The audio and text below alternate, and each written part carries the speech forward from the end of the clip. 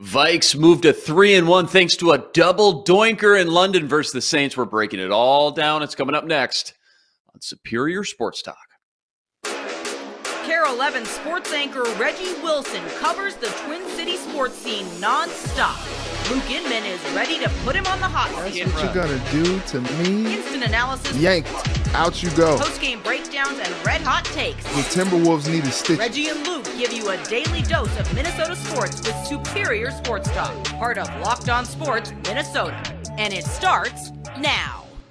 Back in the lab, Reggie and Luke back at it. Another episode, Superior Sports Talk, presented by Locked On Sports Minnesota, your daily 30-minute breakdown of everything Minnesota sports. Find us streaming on your Roku or Amazon Fire Stick devices. Look out for our Locked On Sports Minnesota app there as well. That's Reggie Wilson on Twitter, at Reggie Wilson TV, and on KARE 11. And Reg, Victory Monday yet again. I could get used to this, man. This is kind of nice. Yeah. You know, it only took 3 heart attacks and, you know, a couple cups of coffee and a couple of adult beverages for the fans, but they did it. They got it done. They left with the dub. Lots to get into, but first, remember, follow along on the Locked On Minnesota YouTube channel, hit the subscribe button, and leave us a comment. And on Twitter, give us a follow at Locked On MIN. And remember, we're a podcast too, free and available, all platforms, Spotify, Apple, you name it, we got it. Tons of great choices over there. You got the Ron Johnson Show, you got the Football Party, and more. It's your one-stop shop with endless Vikings talk with local experts. Do us a favor, hit the subscribe button, and drop us a 5-star review. All right. To football we go, week 4 action. Vikes Saints in London. No time for the snooze button yesterday. 8:30 a.m. kickoff. Vikes get off to a hot start. March down the field once again. Great opening script by KOC and company. Get up 7-0, and you're thinking, okay, early lead, Andy Dalton in the game, no Kamara, no Michael Thomas. Saints down multiple starters on the O-line. This could be a nice little trip over the pond. Vikes defense held the Saints in the first half nicely. Za'Darius Smith with the sack, Harrison Phillips with the fumble recovery. The problem, though, Reg, Vikes offense, despite opportunity after opportunity, never could put this game away, stalling over and over again down in the red zone thanks to a lot of miscues, multiple penalties, settling for field goals. Luckily, special teams was absolute dynamite. Greg Joseph, 5 for 5, including the go-ahead winner. Chris Boyd, forced fumble and recovery on a punt return. And the trifecta, you get the fake punt, Ryan Wright, former high school quarterback, hooking up with Jalen Naylor. Offense just couldn't do much with those opportunities, though. Again, defense eventually kind of tired down. You could see it in the fourth quarter. Saints had their way, marching down back-to-back touchdown drives to take the lead. Just like last week versus the Lions, though, when you needed Kirk to kind of flip on the switch, he was there. Absolute dime to Justin Jefferson for a big gain to put them in field goal range. Vikes up 3, Saints somehow getting to field goal range with less than 30 seconds left. Will Lutz comes on for a 61-yarder. He just made a 60-yarder earlier, just minutes before. It goes double doink off the crossbar, dramatic fashion. Vikes come out on top, win another close one here, despite kind of looking sluggish, and clearly they're just not playing their best football yet. But yet here we are, 3-1, tough part of the schedule over. So how should fans feel here today, Reg? Knowing this team, they're nowhere near their level of potential, which I guess is kind of concerning. Yet you sit here today, this morning, Monday morning, atop the NFC North, sitting here at 3-1. I think they should just feel thankful, you know. A win is a win. A win is a win. And so I think the prevailing thought is, as long as they win, they're all good. Like, there are some deficiencies there. There are some things that need to be cleaned up. There are some things that concern you when you think about their long-term success this season. But they got the dub, man. Like, they got out of London with the dub. It was a happy flight home, a long flight home, but a happy flight home. In front of Ted Lasso and the cast and crew. That was great. It was funny. I made the joke last night when we did Vikings Extra. I was like, if Ted Lasso was out there, he would say, I want us to go out there and end it like Willie Nelson, on a high. And that's what they did. They went out there and they ended it on a high. You know, what was interesting is, they had a chance to just bust this game open several times, and it didn't happen. You know, you think about some of the drop passes from Justin Jefferson, specifically the one in the end zone. Kirk threw it kind of behind him. Justin had to contort himself to try to catch it. He couldn't come up with the catch in the end zone. But it's interesting. It seems like you ever like see someone just, getting outmatched and just kind of beat down on. It's like you're getting all these body shots, boom, boom, boom. And then all of a sudden, like, you get a chop in the throat and you're like, wait a minute, no, you didn't. Did you just? And like it was like the chop in the throat was what the Vikings needed to be like, okay, let's stop playing. Let's go out here and end this thing. And sometimes you just wish, especially as a fan too, those fans watching, like sometimes they just wish that the Vikings would just take care of business early and just kind of coast to the rest of the way, because when you have a lead, you can kind of pin your ears back, do a little bit different things on defense and make things happen. You got to be a little bit more aggressive to, force turnovers and get takeaways and get sacks and all that stuff. And they had a backup quarterback yesterday. Andy Dalton is an accomplished quarterback in this league, but he's a backup. And so the hope is that you could be able to pin your ears back and get after him and really make some things tough, especially losing Michael Thomas, Kamara, a couple guys along that offensive line. Like, this thing probably shouldn't have been as close as it was. And that's a little bit concerning, but they got out of there with the W. You thought maybe that extra point that Greg Joseph missed was going to end up being a little bit larger than it ended up being, but it worked out. Joseph is the unsung hero. But at some point, these drives that are supposed to end with 6, but are ending in 3, have to like turn around. Like, you got to start getting 6 out of these drives. And I think that's one of the concerns if you really think about it with this team, with teams coming up like, Arizona, Dallas, the Giants, the Bills, the Commanders. Like, these are going to be some tough games, and they're going to have to put these teams away to be able to win these games, or they're going to have to be able to match them blow for blow. And if, you play a team like Buffalo, you saw what they did yesterday, coming back from a 20-3 deficit, I believe it was, to win that game. You play a team like that, Josh Allen and Diggs, if they have it cooking up, like, you can't be out here, all right, we're going to settle for a field goal. Like, no, like, you need to score 7 against them every time you get down there in the red zone, or it's not going to end well for you. And so I think that's one of the things that kind of concerns you about this Vikings team. But they got the win. We can't be over here overly critical, I guess, because they ended up leaving with the W in London. Well, that's exactly. That's the thing, right? I mean, plenty to nitpick, and we will, specifically on the offense all week. But boy, going back and watching the film all week is a lot easier after a W. Going into the fourth quarter, in fact, about midway through the fourth quarter, Vikes defense and special teams, 2 forced fumbles, a converted fake punt. They were 4 for 4 on field goals leading up to that point. 2 solid punt and kick returns. Kenan Nwangu had a 33-yarder. Jalen Reagor had a 22-yarder. And as you mentioned, Saints without their 3 core offensive players, Winston, Kamara, Michael Thomas. And yet, despite all that, Vikings trailed midway through that last quarter. Games within the games, though. The trenches. This is what I really noticed. Saints D-line versus Vikes O-line.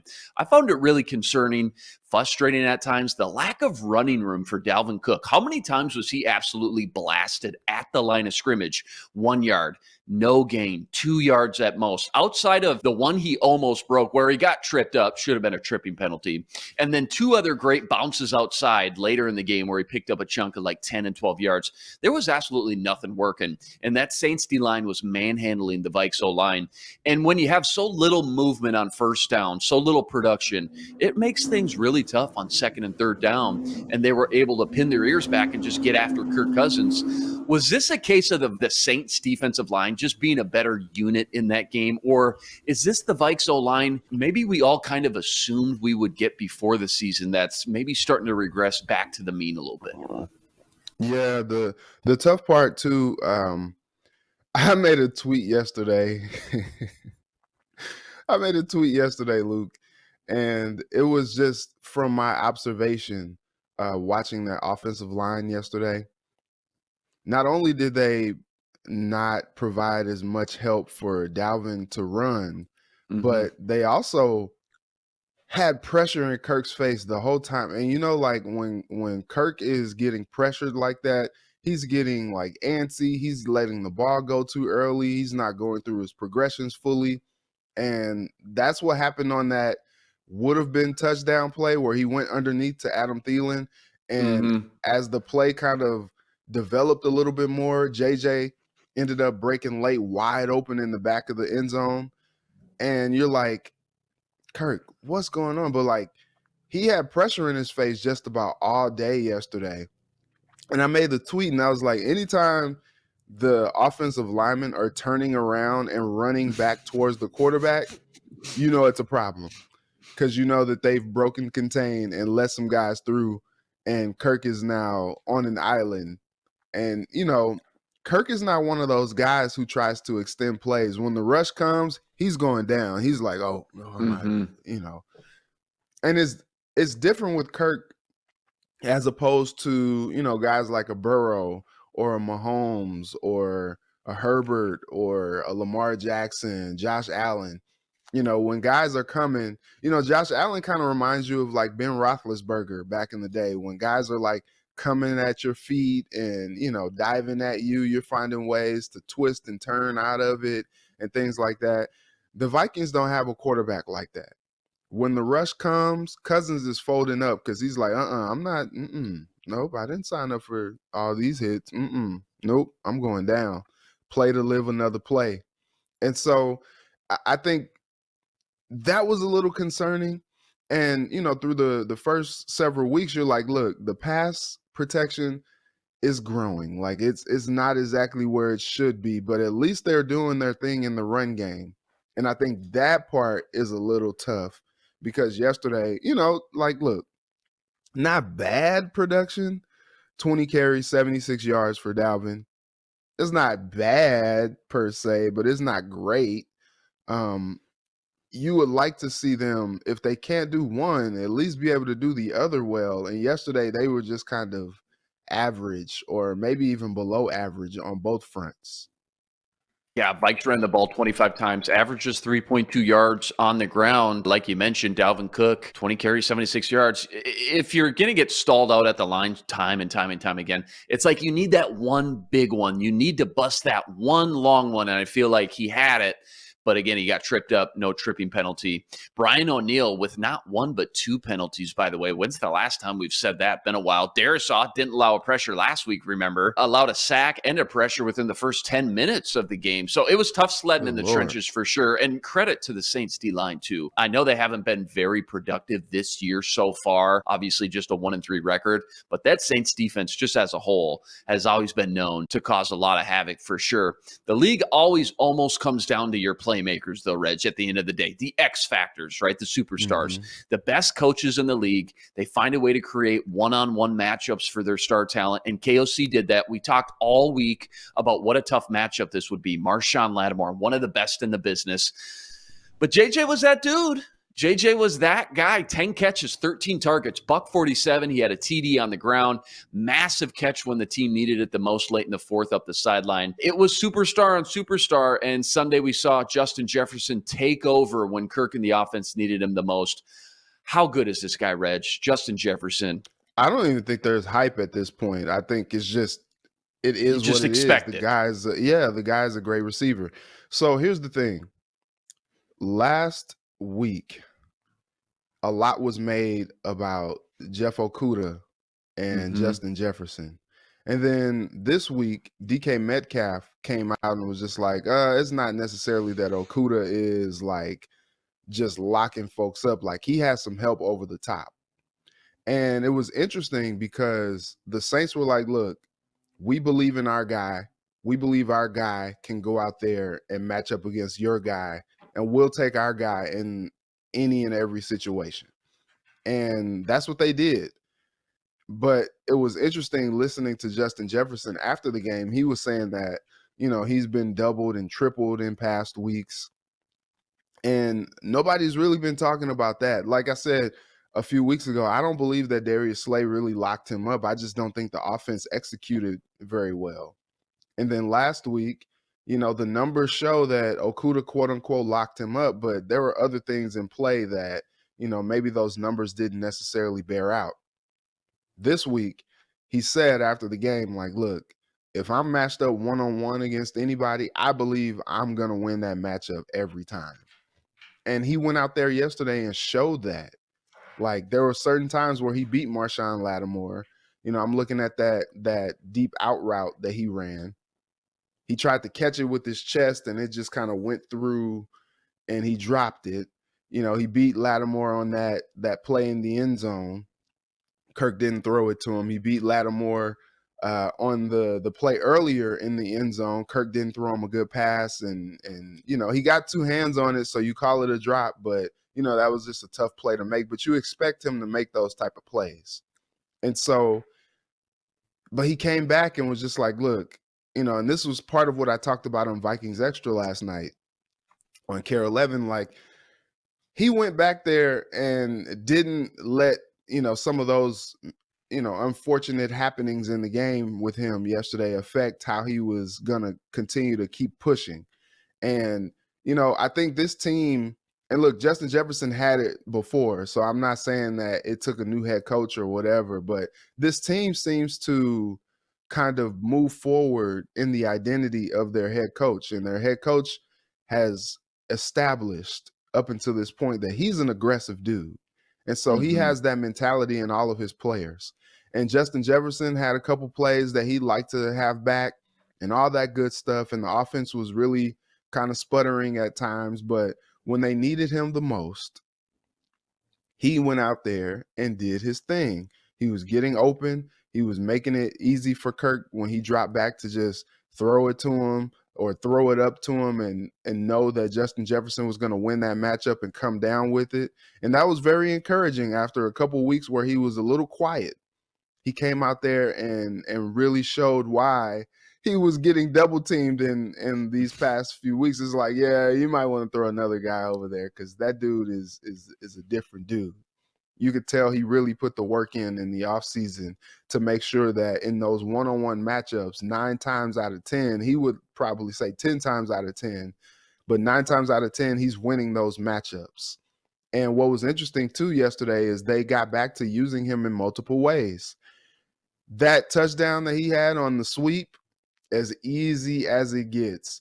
And I think it even got the cameraman a little bit. It was just like, wait, does Jefferson have the ball? Like, because he was just like walking into it. It seemed like as he was like walking towards the end zone, it was like, okay, surely he doesn't have the ball because he can't be all that nonchalant going into the end zone. It was like, no, he actually does have the ball. That's a touchdown. You're about to see a gritty in London.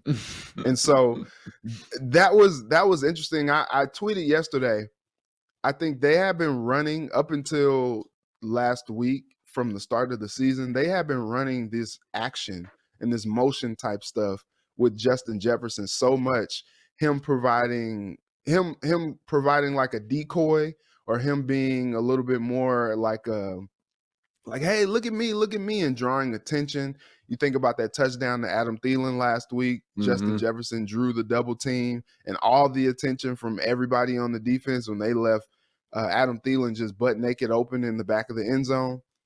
I feel like they've been calling the defense's bluff for so long, since the start of the season. Like, hey, here's some action with JJ. Like, look at him. And defenses are like, it's like the girl who cried wolf. They're like, okay, you're not fooling us anymore. And then it was like, oh, wait, no, they actually gave it to him. Wait, he actually has the ball. Oh, shoot, we just missed it. We messed this one up. And he just waltzes into the end zone. And that's some good play calling. That's some good coaching right there. And so you see some things that give you some confidence about this Vikings offense. And we know that this team is going to go, or this offense is going to go as Justin Jefferson takes them. But it was nice to see last week that they can get the other guys involved. But back to this week, it was like, okay, we know what our bread and butter is. When we can get the ball into Justin Jefferson's hands, special things happen. And I think they're going to try to find different ways to scheme him open, to get the ball in his hands and let him do his thing, because that's how this offense can be successful. And the more they do that, I think the more you'll see some of these drives not stall. A lot of things in play, getting some pressure relief from Kirk Cousins' face and all that stuff. I think if they can get some of these things cleaned up, there's some things there that would cause you to feel like there's a lot of good that can be done in this Vikings offense. And it starts with how productive Justin Jefferson can be. Yeah, talking about scheming him open too. Did you see him in the backfield? I think it was the first or second drive early in the game. They put him in the backfield. They get him matched up on a linebacker, Pete Werner, and it's just an easy pitch and catch, like it's just taking candy from a baby. I think we're starting to figure it out, as you mentioned. It just might be a week-to-week thing when it comes to Justin Jefferson's production, when it comes to statistics and box score. Weeks 1 and 4 puts on the absolute show. Weeks 2 and 3, he's quieted as defenses, as you mentioned, force extra attention to his side. That's just going to open up things for Adam Thielen, KJ Osborne, Irv Smith, Dalvin Cook, and company. These first 4 weeks now in the books, I told you I was nervous at the beginning of the season. 2 and 2 at best, if I'm being realistic, was my hope. 1 and 3 in the back of my mind, maybe on the table. Here we are, 3 and 1. Hasn't looked pretty, but you'll take them any way you can get them. They all count the same. Right. What's your assessment of each phase of the team? Offense, defense, special teams, just maybe a quick grade or quick thought, now officially through the first quarter of the season. I'll give the offense a B minus, because they do enough good things where you're like, okay, this is good, but they're not great, but they're doing enough. Yeah. Right. Yeah, They can be better. I'll give the defense a C. They're just average. They're just average. At times they allow offenses to really just chop them up. They talked about playing that bend but don't break defense. Well, they're mighty bendy sometimes. They're really bendy to the point where you're like, oh shoot, is this about to break on us? So that's something. The special teams, A+. Oh, phenomenal. Yeah. A+. Yeah. Even phenomenal. when things are not going well, you look at that Philly game, things were not going well, but they come up with the field goal block that almost could have changed the game. Yesterday, it was looking like things were going to go a little south for the Vikings, with the Saints kind of grabbing the momentum. And they come out there and Ryan Wright throws that pass to Jalen Naylor on 4th down. And all of a sudden they're in business. They're able to go down and kick another field goal. That helped them yesterday. And some of these returns as well. Like you just give them an A+ for that. Yeah, you don't come away with 2 victories in back-to-back games that you easily could have lost without great special teams play. It's so cliche, but 3 phases, man. Special teams will make or break a couple games every year for you. Vikes the past 2 weeks, special teams giving them a slight edge and helping them come away with a W. Vikes survived the madness over the pond. They sit atop the NFC North at 3-1. Take on the Chicago Bears next week at home, kickoff at noon. Plenty more Vikings NFL talk to get into. Next, we're getting into our What Does It Mean segment. But first, Vikes Super Bowl odds moved to 18-1 after the win. Just creeping up and up here a little bit week after week. You can check those odds out and more with BetOnline, betonline.net. Fastest and easiest way to check in on all your betting needs. Find all your favorite sports and events at the #1 online source for odds, lines, and game stats, news, and info. You want it, they got it. BetOnline makes betting easy and is your #1 source for all your betting needs. Go to betonline.net today to learn more. That's betonline.net, where the game starts. And remember, when you subscribe to Locked On Sports Minnesota, you're getting endless Vikings talk with local experts. Sam and Ron talk football every day on the Ron Johnson Show. Reggie Wilson gives you a sports anchor's perspective right here on Superior Sports Talk. And the Minnesota Football Party brings together the top Vikings podcasters in the city. Subscribe to the free Locked On Sports Minnesota podcast feed wherever you find your podcasts. Drop us a 5-star review or find our videos on the Locked On Sports Minnesota YouTube channel. Hit the subscribe button. Leave us a comment. Let let us know what you think. Find us streaming again on your Roku or Amazon Fire Stick devices, and look out for our Locked On Sports Minnesota app there as well. All right, time has come. Favorite segment. What does it mean? Let's jump right into it here. First one up. You can't stop Cooper Rush, Reg. You can only hope to contain him. Cowboys now 3-1 with him under the helm. So what does it mean for Dak Prescott when he is finally healthy and ready to return with Cooper Rush on his current hot streak? I tweeted it last night, and I'll keep it short and simple on this. What does it mean?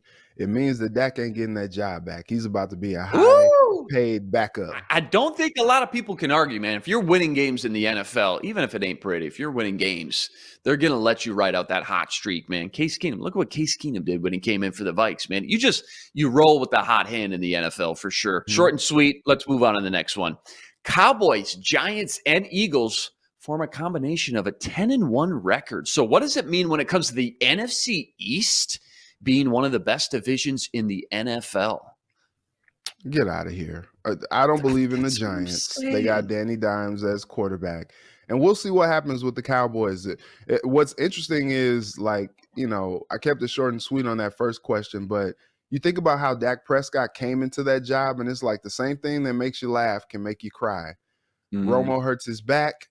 Prescott comes in and lights it up, and all of a sudden it's Dak's job, and Romo is a high-paid backup as well. Here it goes with Dak, comes in, gets hurt again, and Cooper Rush comes in, and not only does he look competent, like that offense is humming with him back there as quarterback.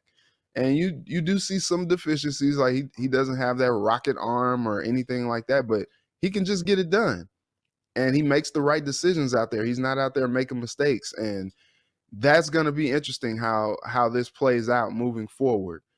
But the Eagles are clearly the class in that division, and I shudder to see who really is going to challenge them. I know they're going to eventually stub their toe. You can't win them all and all that good stuff, but they have some winning recipes to not only win that division, but to really kind of challenge in the NFC. Schedule coming up: Cardinals, Cowboys, Steelers. I mean, you can't write off the Steelers, but they're just not playing Steeler football right now. Texans, Commanders, Colts, Packers. I'm only seeing a couple losses on the schedule. Granted, long season, let's not jump to conclusions, but they clearly look like the cream of the crop in the NFC right now. That's all I'm saying through 4 weeks. All right, next one up. Justin Fields had his best statistical game of the season Sunday. Here were the numbers: 22 pass attempts, 11 pass completions, and 174 passing yards. By far the worst starting quarterback in the NFL statistically through the first 4 weeks. What does it mean for Fields' confidence level as retaining the starting quarterback position for the Bears for the long-term future? Is Justin Fields the long-term guy in Chicago, Rich? Yeah, I think so. Absolutely. Look, he's still young. He's still figuring this thing out. I think the tough part about what Justin Fields is doing is he's still kind of learning the NFL game. But when you got these guys setting the league on fire like Herbert and Burrow and Jackson, Mahomes, and all these guys that had early success and have sustained that success, it's kind of tough to see Fields just kind of go through the motions and really just kind of take his lumps with his growing pains and things like that. You think about it, Jalen Hurts didn't necessarily light it up and light the league on fire either when he started out. There were people calling for his job and saying that he wasn't necessarily ready. And now look at him, killing it. One of the best quarterbacks in the game right now. And so I think you just have to give these things time. Like, he's still trying to figure these things out. Here's the thing. When you give a long leash to a guy like Sam Darnold, when you give a long leash to a guy like Daniel Jones, those guys I don't believe are all that great, but for some reason they've gotten such a long leash. And look, this is probably a conversation for another day, but for some reason with these black quarterbacks, all of a sudden people are like, oh no, like they're, the hook is so quick on these guys. But you give some of these other guys just like the longest leash ever. But for some reason with Fields, like his second year in the league, you're already ready to write him off. And it's just like, come on, man, like let him progress. Like, he needs a better team around him. He needs better weapons around him. You kind of look at some of the other like Herbert walked into a great situation with Keenan Allen, Mike Williams, the A running great backs, the tight coach, ends that they Brandon have. Staley. Yeah, knows what he's doing. Yeah. Yeah, he may or may not be great. Let's calm down. Oh, he's great. Oh, he's great. Okay. But yeah, like you get some things like the Bears are clearly rebuilding. So it's like, how much do you expect from Justin Fields to really kind of take this team over the top? Like, can we just get him some more weapons, get him a better offensive line, get him a better, the run game is solid. So, continue to improve there. But get him some top flight dynamite receivers out. Like Darnell Mooney is good. They just got Velus Jones back yesterday. Like, Equanimous St. Brown is solid, but like he needs that number one dog, like that alpha guy. And he doesn't have that. And so until you get him a little bit more help and let him just continue to develop and let him continue to get some more reps in under him, I think he'll be fine. But you got to give him the same, leash, the same grace that you give some of these other mid quarterbacks that continue to make starts in the league over and over and over again. Like Mitchell Trubisky, speaking of Chicago quarterbacks, he just got a chance to come back around as a starter. Like, okay, if you're going to give him these chances, clearly Mitch ain't it, but you're going to continue to give him these chances, give Fields those chances as well, and let him see what he can do. Velus Jones, a rookie, day 3 pick. Equanimous St. Brown. Like, can you name one starting offensive lineman on the Bears unit? Like, what are we talking about? I don't know what they're going to do. I would assume they'll roll with him at least one more season as the starter. I would assume they know they're in rebuild year. But if it was me and I mortgaged my future, I traded up, I gave up 2 first-round picks for this guy, drafted him in the top 12, and I haven't surrounded him with any talent yet, there's no way I'm even thinking about cutting the cord on him. They gotta not only get better just all around. I mean, there's just talent-wise, we talked about before the season, this is one of the worst rosters in the NFL, probably bottom 5. But specifically on the offensive side of the ball, they got to surround him with more talent. Dude hasn't had a chance. He really hasn't. So that's not on him. So I don't know what they're going to do. I would assume, again, they'll roll with him at least one more year. But if it was me,